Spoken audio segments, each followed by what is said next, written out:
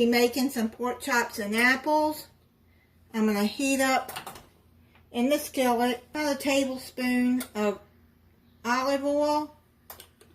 I'm going to heat it up over medium-high, which is 6 on my stove. You're going to need some bone-in pork chops.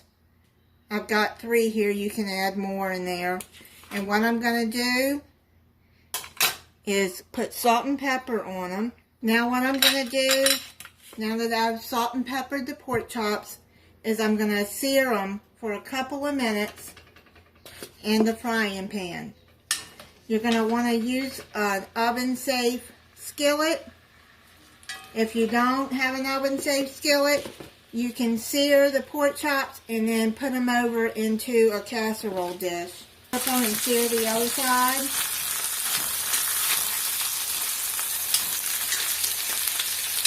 Just want to get them brown and lock in the flavor.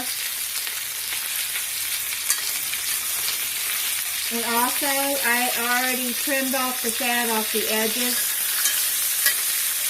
So we're going to sear that for 2 more minutes, and I'll be back.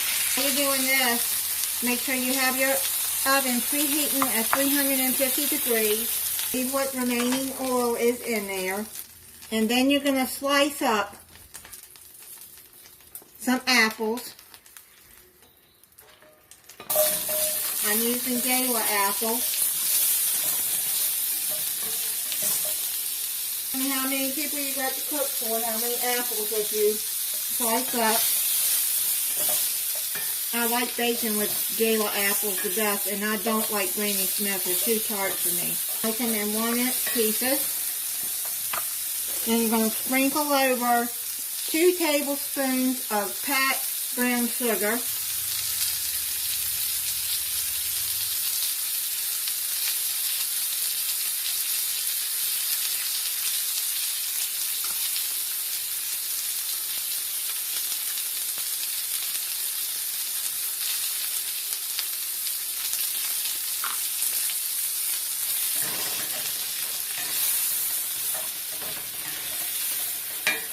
And then a 1/4 teaspoon of ground cinnamon.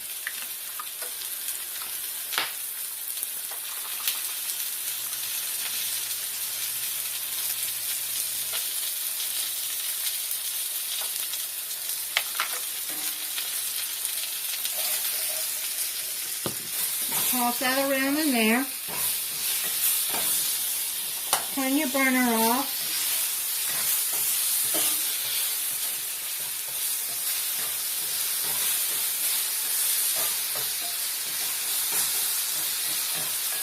Add a 1/4 cup of apple juice into the skillet. I'm just going to eyeball it.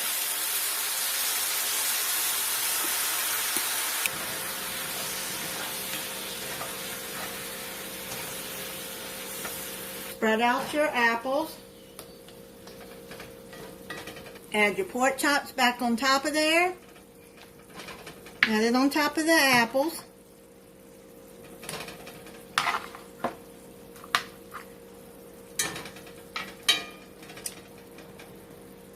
Cover the skillet with some foil. Put it in your 350 degree oven and cook about 20 to 25 minutes until the apples are tender and the pork chops are done at 145 degrees on your meat thermometer. Check the apples and the pork chops. The apples are done. Let's see. Oh yeah, that's done. Probably could have only cooked them 20 minutes instead of 25. You want to make sure you cook pork all the way through. That's the way my mama always taught us. Cook it all the way through. I'm going to let it set for about 5-10 minutes and then I'll try it for you. I'm going to try it for you. Let me try an apple first. It smells really good. So good. Now when you put the apple juice into the pan, it's to keep the pork chops moist. so they don't dry out so bad in the oven.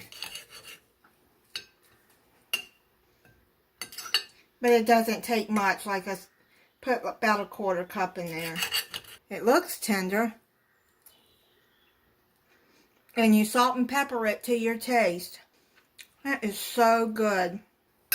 You can pour a little bit of the apple juice on top of the pork chop too to add a little bit more flavor. Because the apple juice in there does add some flavor too. That is so good and tender. And thank you for watching.